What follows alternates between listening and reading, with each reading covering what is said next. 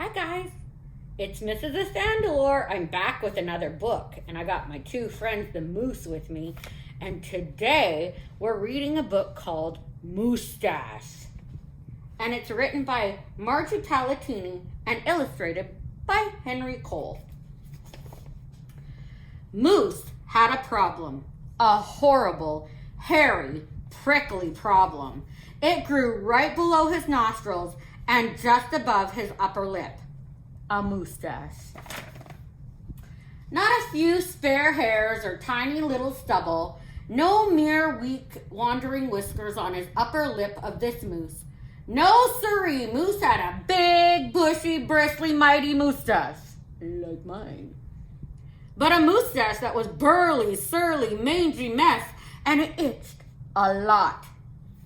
Sure, he plucked and he tweezed, he even clipped and snipped and teased, but his combs were still cowards and his brushes rebelled. His scissors simply surrendered. Moose was in a frizzy tizzy. The moustache was completely crimping his style. He was a great hoofer, but he could barely hip-hop and bop with a mustache going flip-flop. He was a wonderful chef, but he simply could not flambe his souffle with all of those whiskers in his way. And he was a daring skier, but how could he downhill race with the mighty moustache blowing in his face? Moose had to do something, and soon. But what? After days and days of much serious thought, Moose got an idea. He crossed some hair here and he crossed some hair there, and he tied his mustache around his neck.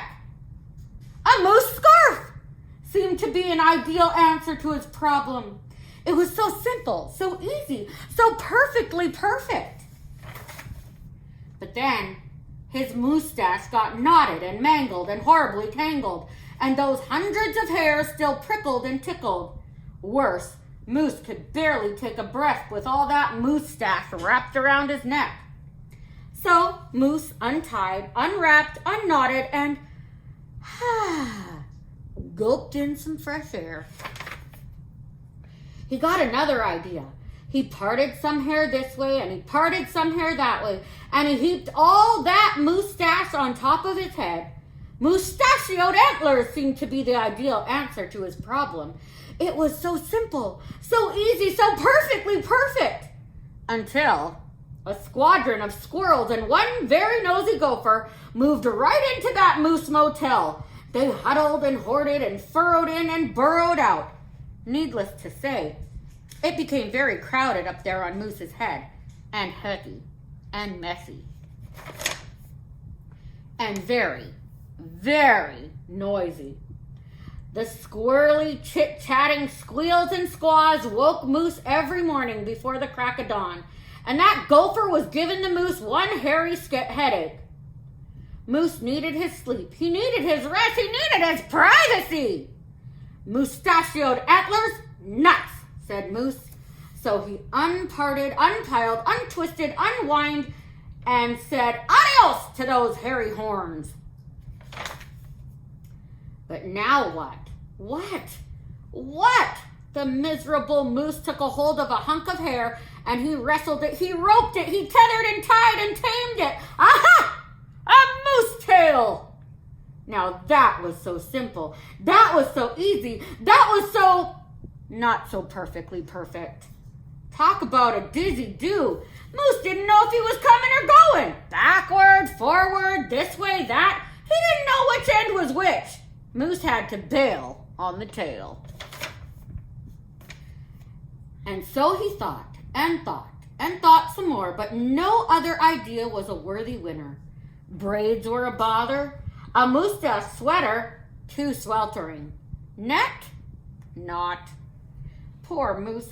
His problem was truly terrible, unbearable, just downright sad. He felt so alone he didn't know what else to do. Then, call it fate, call it destiny. It was probably dumb luck, but one day Moose tripped on his moustache and just had no time to duck. Oof! Pardon me, they both said as they bumped. Then they blinked. and they stared, and their hearts went thump, thump. She was a moose with a bouffant so bodacious, outrageous, well, it was just plain old big. Hair after hair piled higher than high, a scraping dew of glorious curls, a tower of swirling twists and twirls. She was simply splendid, stupendous, absolutely superb.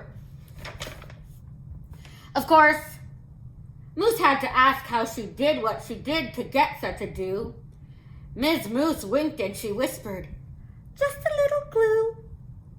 So she helped him. He fearlessly plunged a hoof into a fat pot of white goopy goop, and carefully, oh so carefully, they glopped and they plopped, they pasted and pressed, they coaxed and curled every truly unruly wayward whisker.